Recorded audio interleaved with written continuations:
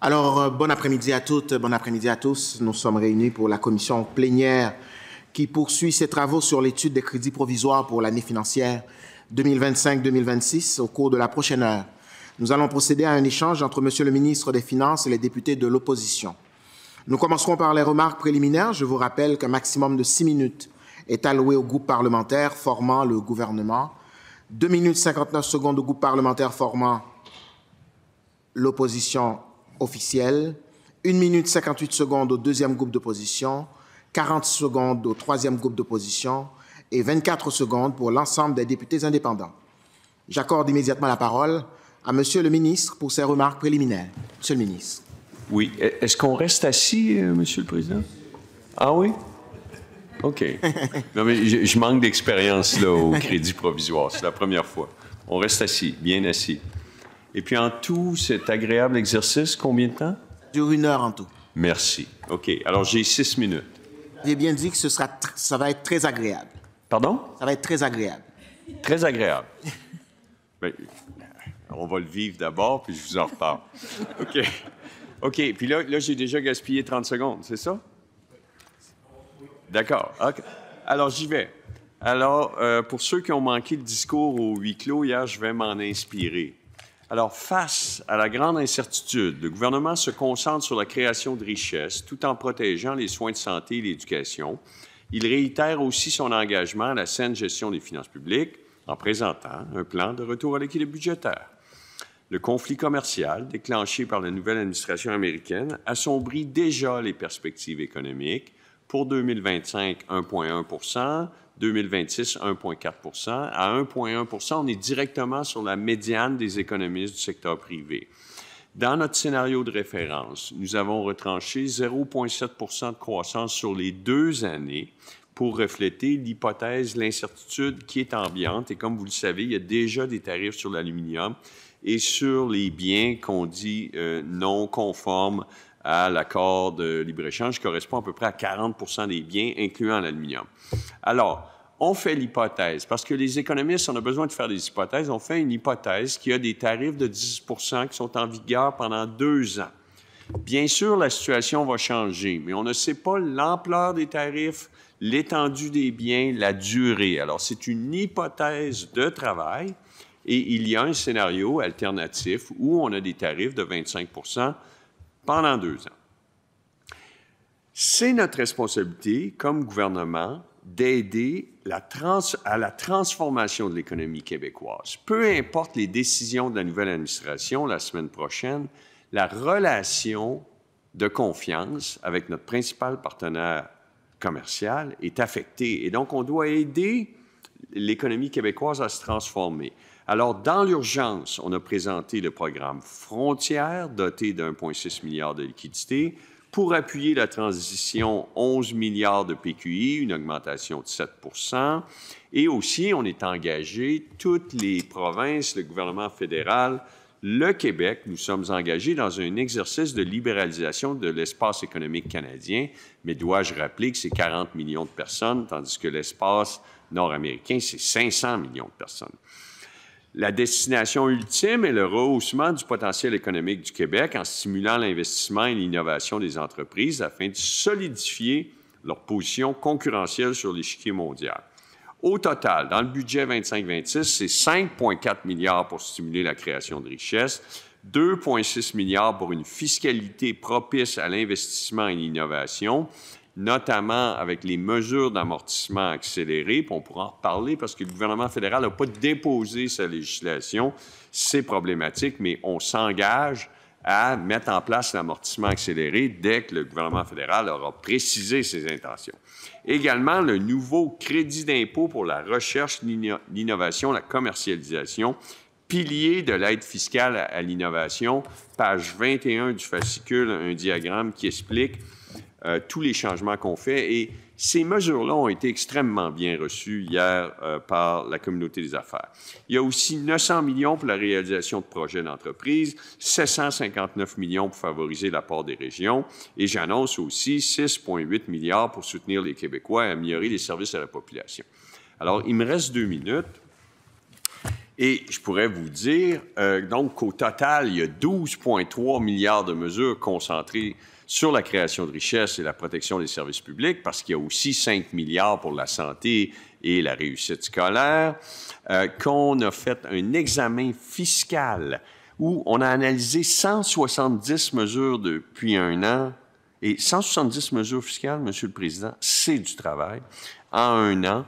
Et avec le ministère des Finances, puis les plusieurs experts universitaires, avec les principes d'équité, intégrité, simplicité, pertinence, bien, on recentre les activités du crédit d'impôt affaires électroniques, du crédit d'impôt relatif aux ressources, on uniformise la taxe sur les primes d'assurance, on instaure une contribution additionnelle sur les véhicules hybrides et électriques rechargeables, et on met fin à l'indexation du seuil d'admissibilité au FSS. Il me reste 1 minute, Monsieur le Président, pour vous dire quoi? Que la scène des gestion des finances publiques, je vais ralentir un peu, tiens.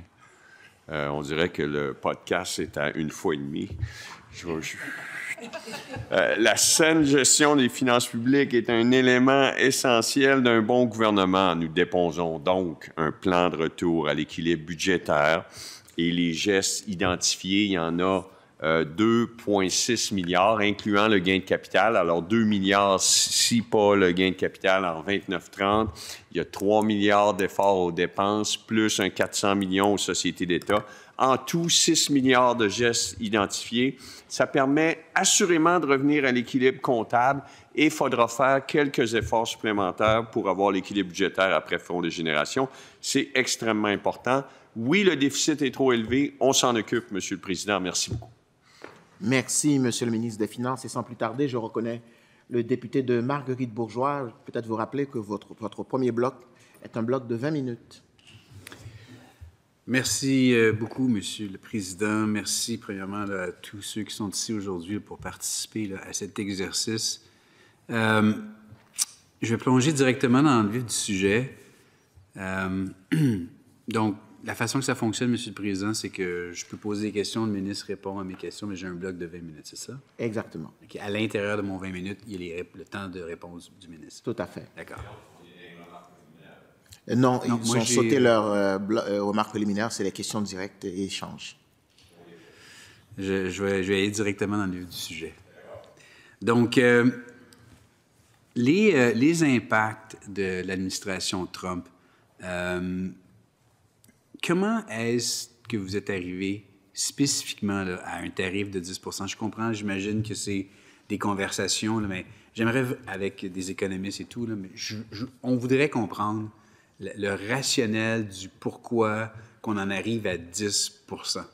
D'accord. Vraiment clarifier ce chiffre-là pour les gens qui nous écoutent. Mais d'abord, on a eu des tarifs annoncés le 4 mars qui ont été suspendus le 6 mars. Ensuite, il y a eu les tarifs sur l'aluminium puis l'acier, puis il y a la menace du 2 avril. Alors, il y a un climat ambiant de menaces, d'incertitudes qui, essentiellement, gèle les décisions d'investissement des entreprises parce que tout le monde attend de savoir s'ils vont avoir accès au gouvernement américain. Alors, bien que la menace n'ait pas mise à exécution pleinement, on a déjà des effets qui ralentissent l'économie québécoise. Et ces effets-là nous ont amenés à retrancher la croissance de 0,7 % sur 2 ans pour arriver à 1,1 % directement la médiane de prévision des économistes.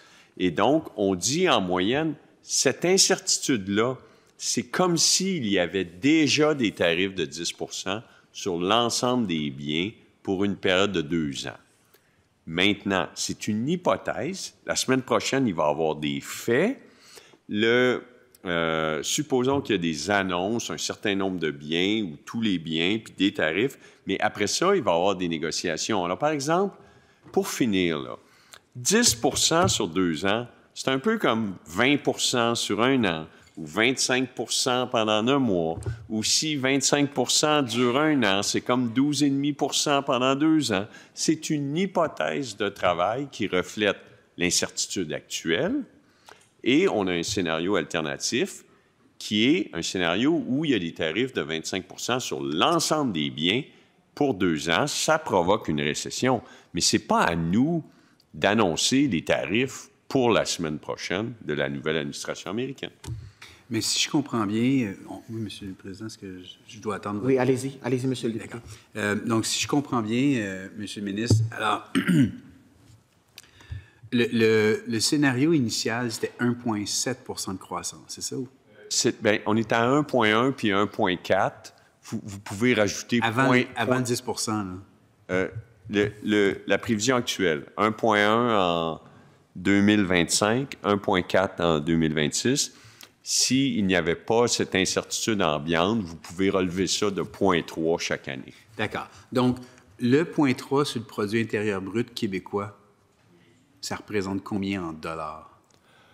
Bien, c'est plus que la règle du pouce de dire 1 % c'est 1 milliard, parce que présentement, il faut comprendre qu'il n'y a aucun investissement qui se fait tant qu'on n'aura pas de certitude sur la demande finale, c'est-à-dire l'accès au marché américain. Je comprends. Donc, étant donné cette réalisation-là, étant donné cette réalité-là, de dire que l'effet de 10 % sur l'ensemble des billets pour une période de 2 ans, ça, vous l'aviez donc quantifié comme étant l'équivalent de 0,3 sur le produit. 0,3 chaque année, ou 0,4 la première année, 0,3 la deuxième. OK. Et 0,3, grosso modo, là, si je vous entends, M. le ministre, on parle de approximativement 300 millions de dollars. Non, ce que je vous dis, c'est que dans un autre monde, si on avait une baisse de 0,3 % du PIB, on dirait que 1 %, c'est à peu près 1 milliard, grosso modo. Mais ça, c'est une situation particulière, là. On parle d'une menace existentielle qui pourrait nous faire perdre accès aux plus grands consommateurs au monde. Alors, l'effet est multiplié. OK. C'est ce que j'essaie juste pour que les gens qui nous écoutent comprennent la justification de dire que ce qui se passe actuellement, c'est comme si on avait des tarifs de 10 %. Les tarifs de 10 % quel serait l'impact sur notre économie aujourd'hui? Si on avait de 2 ans de tarifs 10 %, est-ce qu'on a une étude? Est-ce qu'on a quantifié? Mais c'est que la question, pour répondre à cette question, vous devez me dire, est-ce que les tarifs sont permanents? Parce que si les tarifs de 25 % sont permanents, l'effet est permanent. Alors, le pire des scénarios, c'est 25 % pour toujours. Ça, ce serait la fin de l'accord de libre-échange nord-américain. Et puis, à ce moment-là, la Banque du Canada a dit que les pertes de PIB potentielles seraient de l'ordre de 4 % pour l'ensemble du pays. Puis, au Québec, c'est quelque part entre 2,5 puis 4 % Mais vous devez comprendre que, contrairement à la COVID, où on a eu une chute et un rebond, dans le cas où il y a des tarifs permanents, il y a une chute, on repart sur un sentier de croissance, mais on ne recroise jamais. C'est un effet permanent. Le PIB potentiel du Canada est 4 % plus bas en permanence. Je comprends. Où est-ce que j'essaie d'arriver, là? C'est que pour en arriver à 13,3 milliards de déficit, vous avez pris la supposition de base que c'est comme l'équivalent des tarifs, 10 % sur notre économie pour une période de 2 ans. Là, est-ce que c'est parfaitement linéaire durant la période de 2 ans? Est-ce qu'il y a une certaine élasticité qui se fait à l'intérieur de la période de 2 ans? Je vous entends, je ne vais pas m'inventer l'expert en spreadsheet pour vous donner le chiffre exact, OK? Mais ce que vous dites, c'est qu'en bout de piste, ça se traduit comme un recul de 0,3, 0,4 du produit intérieur brut cette année, 0,3 l'année prochaine, grosso modo. Okay? Mais l'effet sur les revenus est plus élevé. L'effet sur les revenus est effectivement beaucoup plus élevé, j'en suis multiplié. Et la raison pour laquelle l'analyse ou les analystes en sont arrivés à ça pour monsieur et madame tout le monde qui nous écoute, c'est juste parce qu'ils se disent, bon, OK, il n'y en a pas, c'est le meilleur scénario, 25 à l'éternité, c'est le désastre total, quelque part entre les deux, on va sûrement trouver un terrain d'entente. Qu'est-ce qui a laissé croire aux analystes qu'un certain terrain d'entente allait être probable, d'où en arriver à dire 2 ans, 10 %? Quels sont les réflexes qui sont rentrés dans le black box pour que ça donne le résultat 2 ans, 10 %? Très simple. Nous sommes des économistes, on travaille avec des modèles économiques. L'ensemble de la science économique dit que l'imposition de tarifs réduit la production et augmente les prix. Ouais. C'est universel. Oui, il y a quelques personnes autour de Donald Trump qui disent que ce n'est pas le cas. Mais en général, 9 économistes sur 10 vont vous dire, si vous mettez des tarifs, la production baisse, les prix montent. D'ailleurs, des gens sur qui j'ai aucune influence, la Réserve fédérale américaine, les meilleurs économistes aux États-Unis, la semaine dernière, ils disent, étant donné toutes ces menaces de tarifs, ce climat ambiant, ce yo-yo, on baisse la production en 2025 de 0,4, puis on augmente les prix de 0,2. Premier signal. Eux autres non plus ne savent pas ce qui va arriver le 2 avril, mais ils constatent qu'il y a une menace, que c'est possible et que ça affecte la croissance. Alors, Réserve fédérale. Alors, ce qui va se passer, s'il y a des tarifs sur l'ensemble des biens et services qui circulent en Amérique du Nord, mettons que c'est ça, là. Tous les biens, OK? Prenons Alcoa, là, produit de l'aluminium au Québec, vendu aux États-Unis, transformé aux États-Unis, revendu en Europe, au Canada, partout dans le monde. Alcoa. Qu'est-ce qu'a dit le président d'Alcoa au président américain? Très mauvaise idée, les tarifs. On l'aime, nous, l'aluminium cheap du Canada. Okay? C'est pas pour rien qu'on est installé au Canada pour faire de l'aluminium. Okay? Alcoa. Alors, s'il y a des tarifs de 25 % sur l'ensemble des biens qui circulent en Amérique du Nord, voici ma prédiction de ce qui va arriver, une récession en Amérique du Nord. D'accord. Et donc, basé là-dessus, c'est ça qui a justifié que les tarifs vont donc être négociés. Donc, ça se quantifie en 10 % 2 ans. C'est que la menace de tarifs vise à exercer une pression sur le Canada pour obtenir des concessions géopolitiques, commerciales, politiques. Et c'est certain que les États-Unis, c'est 10 fois plus gros que le Canada, économiquement. Alors, l'accès au marché américain vaut beaucoup plus au Canada que l'accès au marché canadien pour les États-Unis. Alors, il y a une pression qui s'exerce. La menace de tarifs, pour le Canada, elle est existentielle. Alors, nous, ce qu'on dit, c'est que oui, la menace est présente, oui, elle a des effets, mais à la fin, puisque c'est mauvais pour les États-Unis, bien, j'hésite à utiliser l'expression « le gros bon sens ». Le gros bon sens. mais je présume que, ultimement, la raison va prévaloir. Ouais. Voilà. D'accord. Mais donc, dans le contexte où est-ce que, bon, j'imagine que les fondations sur lesquelles ce raisonnement-là a été conçu, c'est la première expérience du premier mandat de Donald Trump, où est-ce qu'il a essayé de faire quelque chose de similaire. On a vu là, que, bon, il a dansé rapidement, etc. On s'attend donc, grosso modo, au même genre de réflexion. Il n'y a rien dans le comportement actuel de la nouvelle administration Trump qui laisse croire qu'on ne peut pas vraiment se baser. Est-ce que vraiment pour lui c'est important là, qu'il y ait une récession mondiale, nord-américaine? C'est-à-dire qu'on n'en a aucune idée, là, ce qui va se passer la semaine prochaine. On a parlé à l'ambassadrice du Canada à Washington, qui est extrêmement compétente, puis qui a rencontré ses équipes.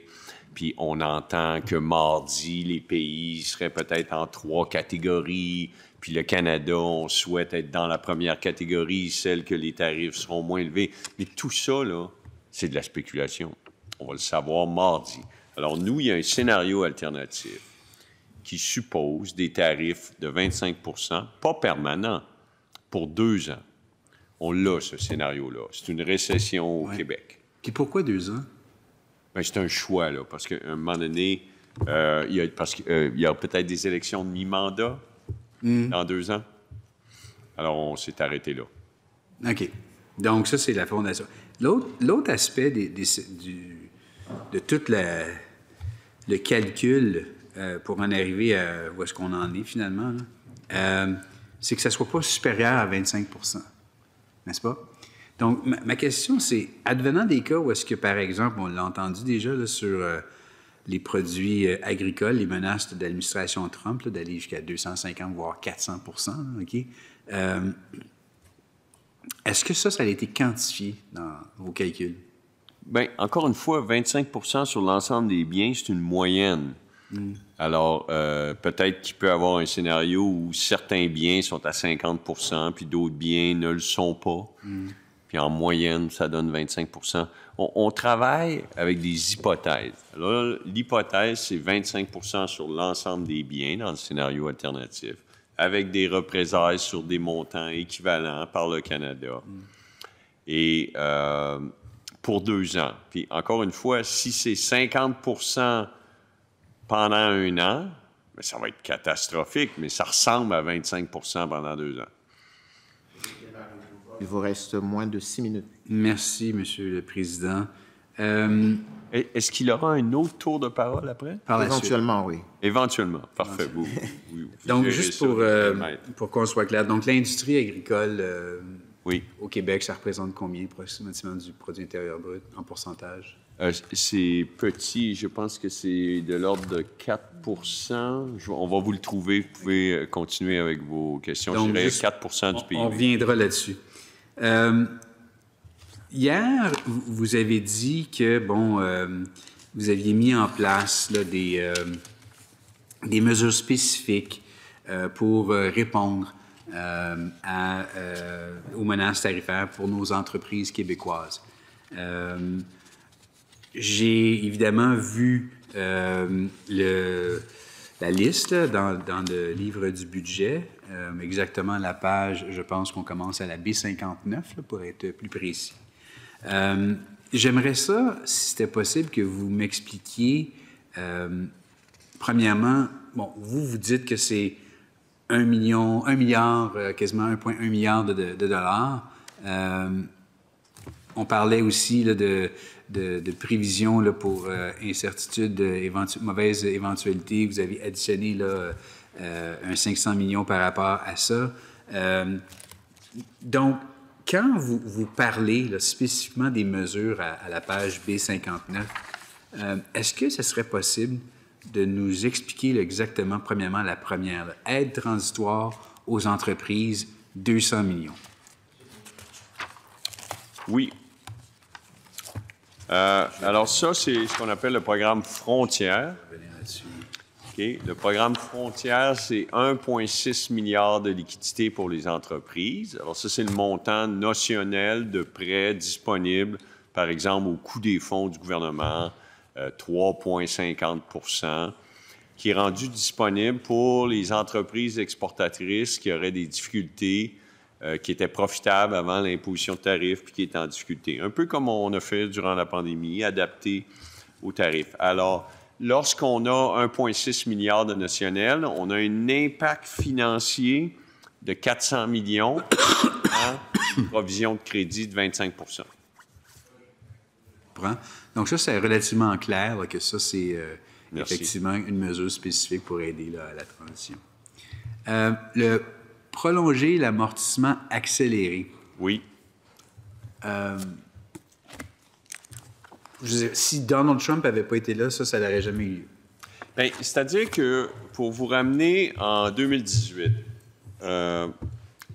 l'administration Trump a baissé l'impôt des corporations, là, le TCJA, là, exact. Taxe, en tout cas, peu importe. L'amortissement accéléré. Et baisser l'impôt des corporations aux États-Unis. Et là, a commencé, on s'est demandé au Canada, on fait quoi?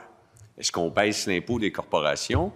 Et on a décidé, j'ai eu plusieurs discussions avec le ministre Morneau à cette époque-là, on a mis beaucoup de pression au Québec pour mettre l'amortissement accéléré. L'amortissement accéléré, c'est lorsque vous faites des dépenses en capital, vous passez 100 % de la dépense la première année, ça diminue votre coût après impôt de vos investissements et donc ça multiplie le rendement net. Okay? Et en 2018, avec M. Morneau, on s'est entendu que plutôt que baisser l'impôt des corporations, on allait baisser le taux effectif uniquement sur les nouveaux investissements. Parce que l'amortissement accéléré, ça s'applique sur les dépenses en capital. Donc, ça a été mis en 2018, ça expire en décembre 2024. Le fédéral, à la mise à jour, après nous avoir dit qu'il n'allait pas le renouveler, alors nous, on est harmonisés, ils disent qu'ils ne le renouvellent pas, donc nous, on ne le renouvelle pas. Et là, surprise, à mise à jour, le gouvernement fédéral renouvelle l'amortissement accéléré. Alors, on était vraiment surpris de ça. C'est parfait, il y a juste un problème. Ils n'ont pas déposé la législation cohérente avec leur volonté politique ou leur affirmation.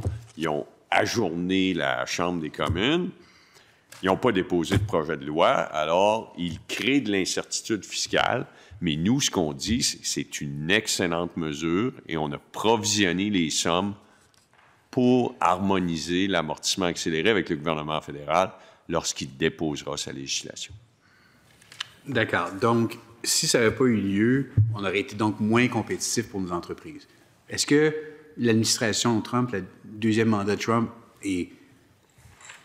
a-t-il une raison d'être par rapport à ça? Je veux dire, ça, c'est quelque chose qu'on aurait fait. Bien, c'est-à-dire que dans le TCJA, là, j'aimerais bien voir l'expression du TCJA, là, mais c'est Job Act, là, Tax Cut Job Act, quelque chose comme ça. Tiens, je vais me risquer. La diminution de l'impôt corporatif est permanente. Et ce qu'on parle présentement, lorsqu'on dit, monsieur, la nouvelle administration veut financer ces baisses d'impôts, c'est les baisses d'impôts pour les particuliers qu'ils veulent renouveler, extensionner et peut-être même en faire d'autres, mais les baisses d'impôts corporatifs sont permanentes. Malheureusement, c'est tout le temps qui nous restait pour ce premier bloc. Nous allons maintenant passer au deuxième bloc qui revient au deuxième groupe d'opposition. Donc, avant de céder la parole à Madame la députée de Verdun, je vous rappelle que vous disposez de 17 minutes 45 secondes pour ce bloc. Merci, Monsieur le Président. À mon tour de saluer Monsieur le ministre. Très content d'être avec vous pour échanger sur le budget et la présentation qu'il a faite tout à l'heure. J'aimerais ça reprendre là où on s'est laissé à la période des questions. Je pense que vous avez bien entendu ma question ce matin. Ce qui m'inquiète énormément dans ce budget-là, c'est lorsqu'on regarde les dépenses dans nos services publics. Quand on regarde l'évolution des augmentations prévues en santé, en éducation, et qu'on le compare avec ce qu'on appelle les augmentations requises qui couvrent les coûts des systèmes qui sont capables de maintenir nos services publics. Monsieur le ministre, tout à l'heure, le disait, là, puis il était très, très, très franc, là, si on annonce dans une semaine des tarifs comme tels qu'on entend dans les menaces de M. Trump, là, on s'en va en récession partout. Et je suis d'accord avec lui, je pense que tout le monde a fait le même constat. Mais pour faire face à cette récession-là, nos services publics et nos filets sociaux doivent être plus forts que jamais. Et là, je vais citer un chiffre, puis je pense que M. le ministre va être capable de nous expliquer le pourquoi. Dans le budget du Québec 2025-2026, on prévoit une très maigre augmentation de 2,2 % des dépenses pour le milieu scolaire, ce qui ne serait même pas suffisant pour couvrir la hausse des salaires des enseignants. Là où on a besoin plutôt d'une hausse de 4,7 %. Je vous parle de cette année, l'année 2025-2026. Pourquoi avoir seulement mis 2,2 % de hausse en éducation plutôt que le montant nécessaire pour offrir des bons services à nos élèves? OK. Alors, je vais utiliser 5 secondes pour clarifier que l'agriculture, c'est 3 % de l'économie du Québec, là, le secteur bioalimentaire. Je m'excuse, mais c'est une question, je pense, qui est pertinente pour tout le monde. Alors, si vous prenez la page F41, dépenses de portefeuille, éducation, 25-26, 2,2 %, bien, ça frappe. Mais regardez le chiffre à côté, là. Lui, ça frappe aussi. 14,7 % de croissance en 2025, 24-25. Alors, il y a eu des éléments non récurrents en 2024-25. Le plan de rattrapage suite aux grèves, l'offensive construction. Alors ça, ces éléments non récurrents-là, augmente le dénominateur. Et lorsque vous comparez le chiffre 25-26, au chiffre 24-25 et que le dénominateur augmente, bien, le taux de croissance baisse. Mais ce n'est pas vraiment une baisse de taux de croissance, c'est qu'il y a des éléments non récurrents. Alors, vous devez aller à la note 3 de la page... 3, devrais-je dire, pas 3. Note 3 de la page F42. Et là, on explique que le 14,7 qui, en passant, c'est fantasmagorique, le 14,7 de croissance en éducation en 24-25. Bien que si on l'avait ajusté, bien, ce serait 11,1 pour enlever les éléments non récurrents. Et donc, lorsqu'on peut rétablir les dépenses, et dans les faits, le 2,2 serait sans effet exceptionnel, 5 Député de Verdun. Merci. Merci pour la réponse, Monsieur le ministre. Je vais le ramener dans d'autres mots. Est-ce que l'augmentation de 2,2 est-elle suffisante ou pas pour couvrir la hausse des salaires des enseignants? Oui, suffisante pour couvrir les coûts de système. Donc, pour vous, puis là, je vais prendre votre parole aujourd'hui. Donc, avec les 2,2 je ne vais pas avoir des chaînes autour des écoles dans les prochains jours. On n'aura pas des coupures dans les aides alimentaires, les activités parascolaires. Non, on vient de bonifier l'aide alimentaire dans le budget. Là. Les banques alimentaires, je les ai vues hier, là, ils m'ont félicité pour le budget. Je parle du secteur scolaire, Monsieur le ministre. Bien, on vient de signer une entente avec le fédéral pour bonifier l'aide alimentaire dans les écoles. Je veux juste je pose les questions parce que déjà les acteurs en éducation nous le disent, ils sont sortis dans les médias pour nous dire que le 2,2 d'augmentation n'est pas suffisant. Oui, parce que, mais ils ne sont pas sortis dans les médias pour vous dire que 14,7 c'était exceptionnel, puis nous remercier, là. Non, parce qu'on regarde le budget en ce moment. On va laisser à la députée de Verdun l'opportunité de poser sa question. Président, je m'excuse. Merci. Merci. On regarde le budget en ce moment. Puis nous, ce qu'on voit, c'est plutôt que les augmentations en santé, c'est la même chose. En éducation, c'est celle qui est plus préoccupante parce que les acteurs s'entendent pour nous dire que les besoins en éducation, c'est plutôt une hausse de 4,7 On est en 2 en bas de ce qui est nécessaire, encore une fois, par les acteurs de l'éducation pour être capable de couvrir les coûts de système. Mais le ministre, je veux juste prendre votre parole aujourd'hui. Vous nous assurez là, que les coûts de système pour l'année 2025-2026 vont être couverts avec ce 2 Oui, bien, je vous suggérais de ne pas prendre ma parole juste aujourd'hui, là. En général, là, j'essaie toujours de répondre au meilleur de mes connaissances. Alors, ce que je vous dis, c'est que sans effet exceptionnel de base, en 2024-2025, la croissance en éducation rétablie ou ajustée est de 4,8 et ça couvre les coûts de système, incluant les hausses de salaire. On va parler un peu de transport en commun. D'accord. Monsieur le ministre. Là, j'entendais ce matin la mairesse de Montréal, Valérie Plante, nous dire qu'on va un recul en termes de financement dans le transport collectif.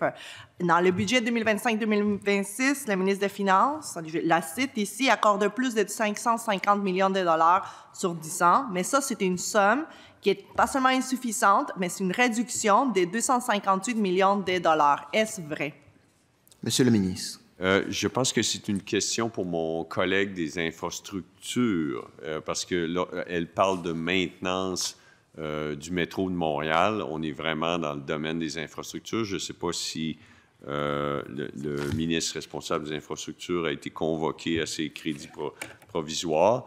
Je n'ai pas de raison de ne pas prendre la parole de la mairesse de Montréal qui dit qu'elle n'est pas satisfaite des sommes en maintenance d'actifs du transport en commun dans le cadre du PQI. Mais je n'ai pas les chiffres avec précision, en toute honnêteté. Madame la députée de Verdun. Je vais aller de façon plus globale. Là. On va reposer cette question-là au PQI, aussi à la ministre des Transports. C'est que j'ai montré ces tableaux-là tout à l'heure, ce matin, pour montrer, en fait, comment on va aller vers des compressions et des coupures, étant donné que les budgets qui sont alloués dans nos services de santé et sociaux, en éducation puis dans d'autres dépenses, ne suivent pas les augmentations nécessaires. Moi, ce que je veux comprendre dans ce budget-là, c'est qu'on a essayé d'appliquer la même recette, tout en étant devant une crise qui nous pend au-dessus de la tête. Est-ce que le ministre est capable de nous promettre aujourd'hui qu'il n'y aura pas de coupures puis d'austérité? Monsieur le ministre. Bien, pouvez-vous préciser votre question? Bon, je vais la poser autrement. Est-ce que les coupures de la CAQ qui vont s'en venir, parce que c'est ça qu'on voit avec les chiffres, elles vont-elles plus ou moins élevées que les coupures en 2015 par les libéraux? OK. Alors, je vais vous amener à la page F43. F43 explique que le taux de prévision des dépenses de portefeuille en 25-26, qui est identifié à 1,8 est influencé à la baisse par le dénominateur, c'est-à-dire les éléments extraordinaires de dépenses en 24-25. Une fois ajusté pour ces éléments extraordinaires, c'est expliqué à la page F43, le taux de croissance des dépenses est de 3 Lorsqu'il y a eu de l'austérité au Québec au début des années 2015-2016, en moyenne, il y a eu 1 de croissance de dépenses. Là, je vous dis qu'en 25-26, il y aura 3 de croissance de dépenses. Il y a donc un ralentissement dans la croissance des dépenses, mais il n'y a pas d'austérité au sens où vous l'entendez. Madame la députée de Verdun. Je vais avancer parce que je pense qu'il me reste de moins en moins de temps. Une autre colonne qui nous intéresse, bien sûr, c'est la colonne des revenus. Et j'aimerais ça vous entendre sur la réforme qui entoure le gain en capital. Et je vais être très précise parce qu'on est au courant. Là, il y a eu beaucoup de changements entourant le rehaussement des taux d'inclusion du gain en capital. Cependant, il y a un élément dans cette réforme qui prévoyait également l'augmentation de ce qu'on appelle le plafond d'exonération, c'est-à-dire cumulatif. Donc, des gains en capital, les SCGC. Donc, on parlait d'un plafond de 1,25 million à compter du 25 juin 2024. Ainsi, il y avait aussi l'introduction d'un nouvel incitatif aux entrepreneurs canadiens. Autrement dit, c'est qu'on n'a pas appliqué l'exception du gain en capital, les changements, mais il semble avoir gardé les exclusions concernant certains types de gains en capital pour permettre de ne pas payer aucun impôt sur ces gains qui ont continué à être rehaussés. Est-ce que c'est exact? Est-ce qu'on a gardé des exceptions tout en ne pas appliquant la mesure dite par le fédéral? Bien, en fait, vous savez, en matière de fiscalité, c'est important d'être très précis, là. C'est pour ça qu'il y a des bulletins fiscaux, il y a des lois, il y a la loi de l'impôt. Alors, si vous allez à la page D38 du budget, vous voyez que la hausse du taux d'inclusion de gain de capital, et par ailleurs, j'ai aucune félicitation à faire au gouvernement fédéral qui a encouragé les gens à transiger avant juin 25 pour ne pas subir la hausse de taux d'inclusion. Il y a eu des vraies transactions, là, des ventes de compagnies, etc., etc. Et soudainement, on change d'avis, puis bon, voilà. Alors, si vous regardez la ligne hausse du taux d'inclusion, bien, ça vaut 2,2 milliards, mais vous avez raison, il y avait aussi des assouplissements qui, eux, valent 350 millions. Et vous avez raison de poser la question, est-ce que vous renversez seulement la hausse du taux d'inclusion ou si vous renversez aussi les assouplissements? Mais la réponse, c'est qu'on ne le sait pas, parce que c'est une promesse électorale floue qui dit on va renverser le gain de capital, mais ça prend une législation, ça prend des faits, ça prend le dépôt d'un bulletin fiscal à une loi qui est adoptée et on saura qu'est-ce qui se passe. Pour l'instant, on a des promesses électorales. Les deux partis en tête dans les sondages ont dit qu'ils avaient l'intention de renverser la hausse du taux d'inclusion de capital, mais on ne sait pas si ça inclut de renverser les mesures d'atténuation. En fait, on ne sait rien. Alors, de ce que je comprends, on va suivre le fédéral, peu importe ce que le fédéral fait. On va être harmonisé comme on l'a toujours été au niveau du gain de capital au Québec. Comme toutes les provinces, on s'harmonise avec le gain de capital du fédéral, le traitement. Il y a eu 5 à 6 changements depuis la création du taux de gain de capital. Ça remonte à Robert Bourassa, Brian Mulroney. Merci. Le Québec a toujours été harmonisé. Donc, pour juste finir cet aspect-là, ce qu'il m'a dit le ministre, qu'il serait peut-être à l'aise qu'une mesure qui visait à l'origine de demander une contribution supplémentaire à certaines contribuables qui sont plus nantis puis aisés dans la société pourrait se transformer en même temps à une forme de cadeau à ces derniers si on laisse de côté les taux d'inclusion, mais on continue avec les allègements? Est-ce qu'il est à l'aise avec ça? Monsieur le ministre. Bien, puis pour ajouter à votre description de la scène, vous pourriez même avoir les mêmes ministres qui défendaient la hausse de l'inclusion qui hochent de la tête lorsqu'on propose de la renverser, là. Fait que c'est pas particulièrement élégant. Alors, ce que je vous dis, c'est qu'en matière de fiscalité, ça prend de la clarté des lois, de la législation, puis que le gouvernement fédéral, dans ce dossier-là, nous l'a pas fourni, mais j'imagine qu'après l'élection, il y aura un budget, puis il y aura de la clarté. Combien de temps qu'il me reste? Il vous reste moins de 5 minutes, Madame la députée de Moins de Verdun. 5 minutes, OK. J'ai 3 questions en moins de 5 minutes. Je pense qu'on est capable. La première, c'est l'abolition du bouclier fiscal. Ça touche des personnes à revenus modestes. On parle d'environ 140 000 personnes qui, en moyen, ils vont perdre 244 $ par contribuable. Est-ce que vous avez fait une autre mesure semblable de la même ampleur ou similaire qui vient de toucher ou qui est équivalente pour les personnes aux revenus les plus élevés? Parce que nous, ce qu'on voit avec l'abolition du bouclier fiscal, que ça vient de toucher vraiment les personnes à revenus modestes. Pour le bouclier fiscal, ça a été créé à la suggestion de la Commission sur la fiscalité de M. Godbout en 2015, du gouvernement précédent. Et cette année, dans le cadre des consultations pour l'examen des dépenses fiscales, la Chaire en fiscalité a admis que c'était une mesure complexe que personne ne comprenait et elle-même a suggéré que plus qu'une mesure fiscale n'est pas comprise, on devait l'abolir. Je vais poser une autre question. J'ai pas beaucoup de temps. Le ministre m'explique c'est quoi la mesure, mais il me répond pas à la question des bases. Avec les temps qui nous restent, là, on parlait tout à l'heure des tarifs. Il va y avoir peut-être des contre-tarifs de la part du gouvernement canadien. Je m'en sens entendre le ministre parce que là, il faut aller chercher des nouveaux revenus. On n'a pas le choix. Bien sûr, moi, j'ai plusieurs propositions, SCOMA, puis il aurait pu le ministre aller chercher dans des impôts de la fortune, en touchant des personnes qui sont beaucoup plus riches. Il ne va pas là. La CAQ ne souhaite pas aller là parce que ça va contre leur vision économique. Là. Nous, on pense qu'on est dans le moment d'aller chercher des nouveaux revenus plus que jamais chez les personnes les plus fortunées. Mais je vais finir avec la question des tarifs. Est-ce que le Québec a officiellement formulé une demande au gouvernement du Canada d'obtenir une part des recettes des douanes qui vont découler des contre-tarifs canadiens? Est-ce que cette discussion-là a eu lieu? Oui, l'ensemble des provinces canadiennes ont demandé au gouvernement canadien, lorsqu'il aura des revenus associés à des contre-tarifs, de redonner l'argent collecté aux industries qui sont affectées par les tarifs à l'exportation des États-Unis. Alors, l'argent n'irait pas au gouvernement du Québec comme aux industries qui sont affectées par les tarifs du gouvernement américain. Et comment vous allez le redistribuer directement aux industries? Bien, par exemple, supposons qu'il y a des tarifs qui impactent grandement l'industrie forestière. Alors, il y aura de l'argent pour les entreprises de l'industrie forestière. Pardon?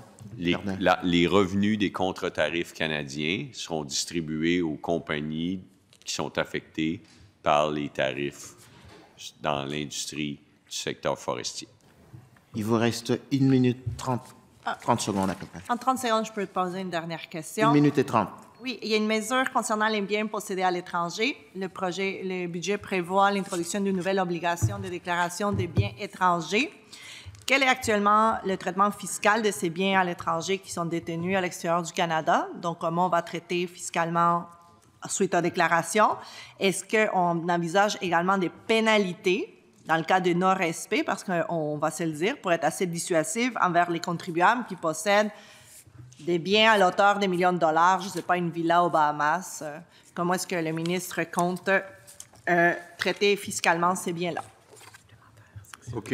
Alors là, il faut consulter les renseignements supplémentaires, section B, page B4, 1.1, assurer la déclaration des biens détenus à l'étranger. Alors, il y a déjà cette obligation au gouvernement fédéral et on vient l'imposer au niveau du gouvernement du Québec. Alors, ça permet à Revenu Québec d'avoir une meilleure transparence sur les biens à l'étranger qui, évidemment, doivent être déclarés par les contribuables canadiens. Et une fois qu'on le sait, qu'est-ce qui arrive? Bien, ça dépend c'est quoi la nature des biens, puis etc.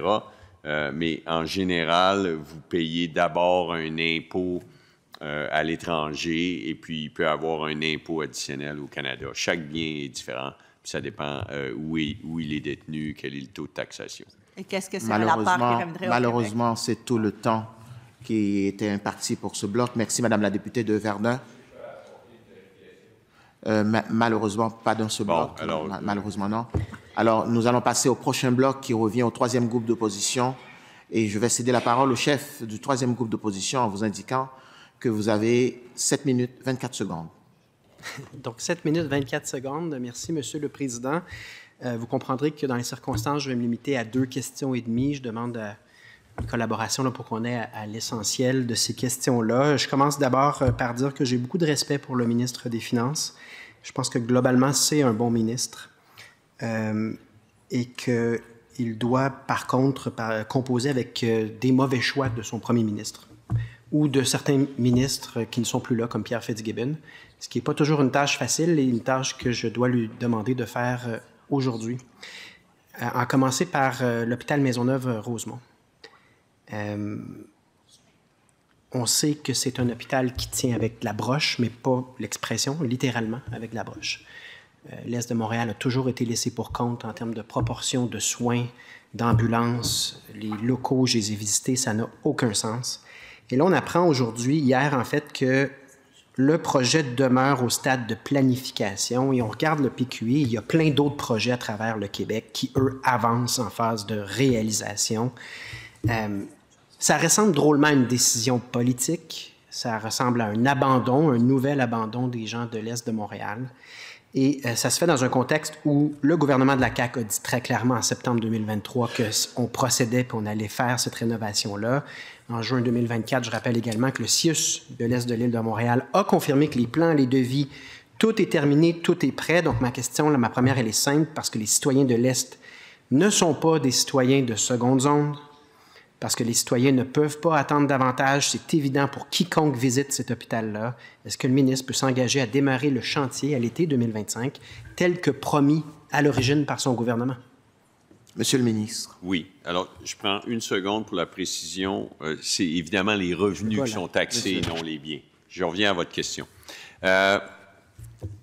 Le fait que le projet est en planification, ça ne veut pas dire qu'il ne sera pas en réalisation. Ça veut simplement dire qu'il n'est pas prêt à passer en réalisation. C'est un projet qui est extrêmement important. Je suis d'accord avec vous.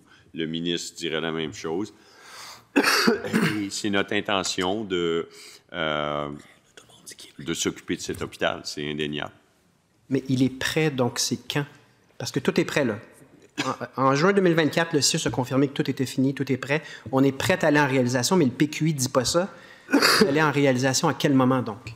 Ça, c'est une question définitivement pour le ministre de la Santé ou le ministre des Infrastructures. Je n'ai pas la capacité de vous donner la date précise, mais les travaux sont en cours de planification. Donc, dernière question là-dessus. Vous me dites que vous ne le savez pas. Je n'ai pas la date. Vous cherchez une date précise, à quel moment il va passer de planification à réalisation. Je n'ai pas cette réponse. Monsieur le chef du troisième groupe d'opposition. Sur le déficit de 13,6 milliards, j'ai consacré du temps, je suis retourné à votre lancement en politique en 2018. Et j'ai trouvé la citation suivante qui vous ressemble, et c'est à votre honneur. Je fais partie des économistes qui croient que l'équilibre des finances publiques est essentiel pour faire face au vieillissement de la population et investir davantage en éducation et en innovation, qui sont les facteurs clés de création de richesse. Donc, ma question au ministre, Monsieur le Président, elle est simple. Est-ce qu'il trouve que son gouvernement est en phase avec sa propre philosophie qui l'a incité à aller en politique, c'est-à-dire la saine gestion des finances publiques? Oui, Monsieur le Président. Puis, c'est certain qu'il y a une différence entre théoriser sur la politique et être dans l'action. Je pense qu'on le sait tous. Il y a eu une pandémie qui a amené des dépenses qu'on avait crues temporaires. On a vraiment relevé le niveau de dépenses en santé. Et ce qu'on a appelé des dépenses... Il n'y a rien de plus permanent que des dépenses temporaires. Ça, c'est une des choses que j'ai appris en politique. Ensuite, il y a eu une période d'inflation de 7 à 8 %. C'était pas prévu. Ensuite, je savais, mais je ne connaissais pas l'implication. Je savais que le gouvernement du Québec payait moins que ses employés que le gouvernement fédéral et les municipalités. Ce que je ne savais pas, c'est que ça allait nous rattraper au plein emploi. C'est que lorsque le taux de chômage était à 9 %, c'était possible pour le gouvernement de moins payer. Mais là, en plein emploi, il a dû avoir un rattrapage dans les niveaux des salaires des employés des services publics. Puis après ça, il y a eu la forte croissance de population en 2023-2024. Mais c'est certain que quand vous avez 3 % de croissance de population, mais ça a un effet sur la demande dans les secteurs de la santé et de l'éducation. Bref, de mon bureau de trésorier d'une grande banque, j'avais des opinions qui manquaient d'expérience sur le terrain.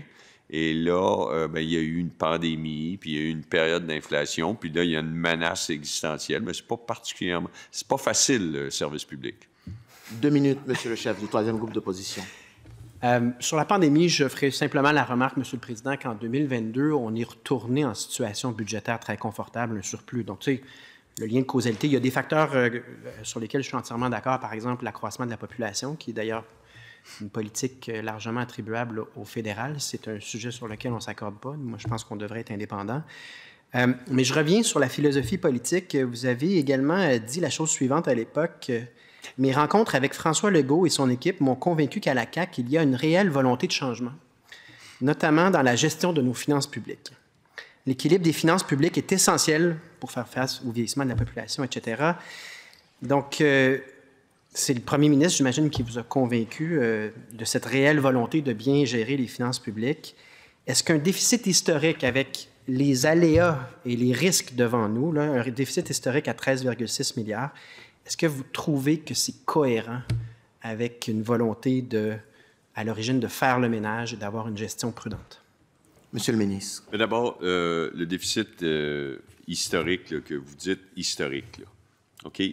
En proportion du PIB, ce n'est pas un déficit historique, mais allons à l'essence des choses. Il y a une menace existentielle présentement. Alors, on rehausse les provisions. On a 2 milliards de provisions. J'ai jamais eu autant de provisions dans un budget, même durant la pandémie. Ensuite, on est obligé de faire l'amortissement accéléré, l'innovation, de mettre le programme Frontières, de donner de l'argent à Investissement Québec. Ça, c'est un autre milliard. Alors, et tantôt, vous avez dit 2022, on est revenu au bon endroit. Vous avez raison, mais c'est à partir de 2000, les négociations avec le secteur public ont eu un impact important sur le niveau de dépenses. Il ne faut pas s'en cacher. Il y a eu un rehaussement permanent de la dépense en ressources humaines au gouvernement. Malheureusement, c'est tout le temps imparti pour ce bloc. Merci au chef du troisième groupe d'opposition. Le prochain bloc revient au député de Saint-Jérôme, à qui je cède la parole et lui rappelle qu'il dispose de 45 secondes. Monsieur le chef. Seconde. Et j'ai vu qu'il y avait, et dans le budget et dans le discours, une section sur le bilan de l'examen pour améliorer la fiscalité, l'examen des dépenses fiscales. Où est l'examen des dépenses budgétaires? Est-ce que je l'ai manqué? Il est dans la stratégie des gestions de dépenses, livre 1. Volume 1. Puis, est-ce que, quand vous avez cité à la chaire de fiscalité et finances publiques, allez-y en disant peut-être 2 tiers, 1 tiers, est-ce que le ratio est respecté entre les réductions de dépenses? On est plus... présentement, ce qu'on a montré, je ne vous donnerai pas la page là, parce que vous n'avez pas beaucoup Malheureusement, de temps. Malheureusement. Non, mais je dois finir ma réponse. Non, malheureusement, Monsieur le ministre, c'est le temps imparti au bloc. Malheureusement, je dois me cantonner au temps que nous êtes partis. Le prochain bloc revient à l'opposition officielle et je vais céder la parole au député de Marguerite-Bourgeois en lui rappelant qu'il dispose de 8 minutes, 6 secondes pour ce bloc. Je donne 25 secondes au ministre pour répondre. Allez-y. Merci. Page F. Moi, je voulais y en donner 7, fait que vous êtes généreux. Page F65, alors, il y a 2,6 milliards dans les dépenses fiscales, mais là-dessus, je pense qu'il faut dire qu'il y a 600 millions de gains de capital. Donc, ex-gains de capital, 2 milliards. 400 000, ça, c'est en dollars 29,30. 400 millions sociétés d'État, 3 milliards aux dépenses. Donc, on serait à 2/5, 40-60. F62 à F65. Merci beaucoup. Merci. Donc, je retourne à ce qu'on... Excusez-moi, M. le Président. Allez-y, M. le député. Merci, M. le Président. Je retourne à l'exercice que je voulais faire, donc de passer à travers la page de B59, et je ne suis pas certain qu'on va être capable de passer à travers les 6 pages de votre 1,1 milliard, mais allons-y avec quelques exemples. En quoi est-ce que poursuivre la transformation numérique, 6 millions de dollars, aide là, à faire face là, aux menaces tarifaires? On va aller lire. B11. Alors, B11, poursuivre la transformation numérique. Le gouvernement du Québec a démarré l'offensive de transformation numérique en 2020 afin d'encourager les entreprises à hausser leur productivité grâce à des investissements visant l'automatisation, l'intégration de l'intelligence artificielle dans leur activité et le passage au numérique. Dans le cadre du budget 25-26, le gouvernement annonce 14 millions de dollars sur 3 ans afin de poursuivre l'offensive de transformation numérique et soutenir les entreprises dans leurs efforts visant à accroître leur productivité. D'accord. Donc, on n'aurait pas fait ça, poursuivre ce programme-là, si Donald Trump n'avait pas fait ses menaces tarifaires? Bien, c'est-à-dire que si on avait été obsédé, par exemple, si la priorité, ça avait été le déficit, là, si on avait dit qu'est-ce qu'on peut couper, peut-être qu'on aurait, on aurait mis moins que 14 millions, peut-être qu'on aurait, peut-être qu'on ne l'aurait pas fait, tout simplement. Faciliter le repérage des produits québécois. Ça ne Oui. fait pas partie du rôle permanent du gouvernement de faire la promotion du terroir québécois?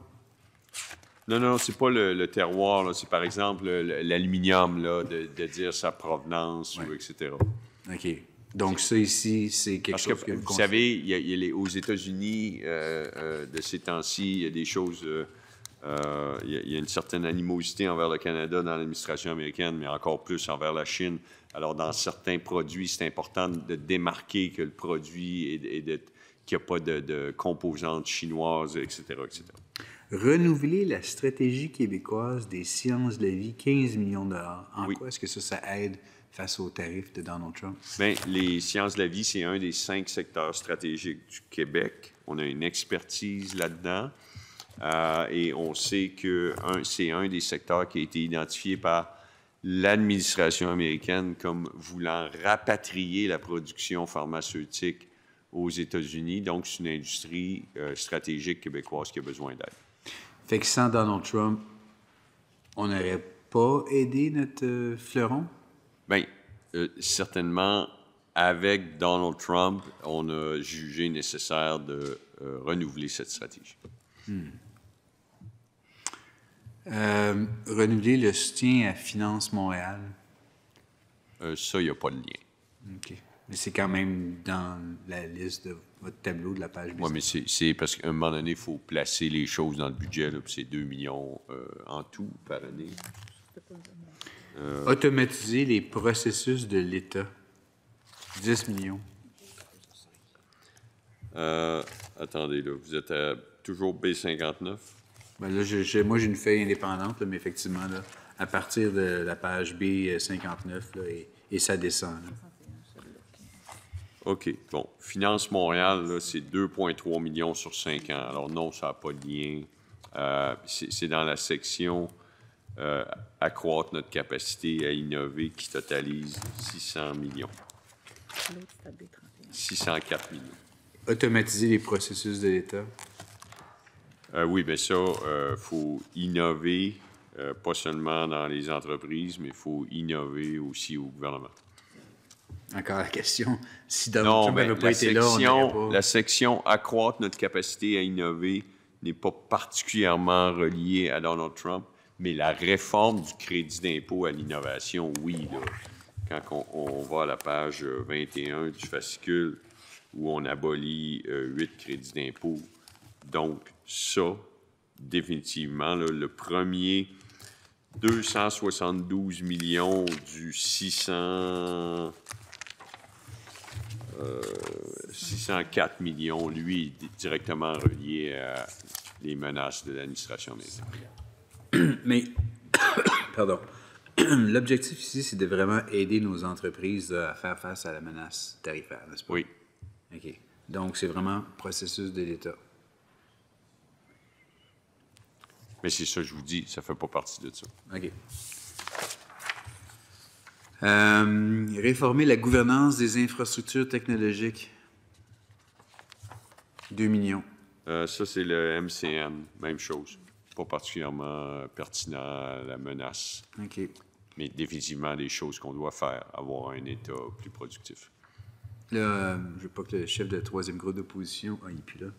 Je ne veux pas que le troisième chef de troisième groupe d'opposition réagisse trop, là, mais favoriser la souveraineté numérique. Monsieur le ministre. Ça fait toute partie de moderniser l'État, d'améliorer la prestation de services, de transformer l'État. Et non, ce n'est pas directement relié à la menace tarifaire, mais c'est définitivement des choses qu'on doit faire. Donc, ça aurait été dans le budget de toute façon. Là-dessus, je vous entends, c'est sûr qu'on a besoin de le faire. Donc, juste parce que je veux clarifier, parce que ça fait partie du total qui... Oui, mais le total de 5,4 milliards n'est pas 100% relié aux menaces de tarifs. Je vous confirme que pour Finance Montréal, ça n'a aucun lien. Renouveler le plan économique social. Ça, c'est quelque chose qu'il fallait faire aussi, de renouveler le plan d'économie sociale. OK. Poursuivre l'initiative pour une meilleure connectivité. Ça, c'est le cellulaire sur le territoire québécois, c'est important. C'est quelque chose qu'il faut faire aussi indépendamment des menaces américaines. Okay. Là, il me reste une minute, Monsieur le ministre. Donc, c'est un petit peu l'exercice que je voulais faire pour que les gens puissent nous entendre là, à la maison, de passer à travers l'ensemble des items qui ont été décrits comme impact financier là, à la page B59, 60, 61, 62, 63 et 64 pour la mesure totale de 1 milliard 67 millions. Parce que moi, j'en arrivais à une conclusion, grosso modo, on parlait directement là, pour aider là, les entreprises québécoises à faire face à la menace tarifaire.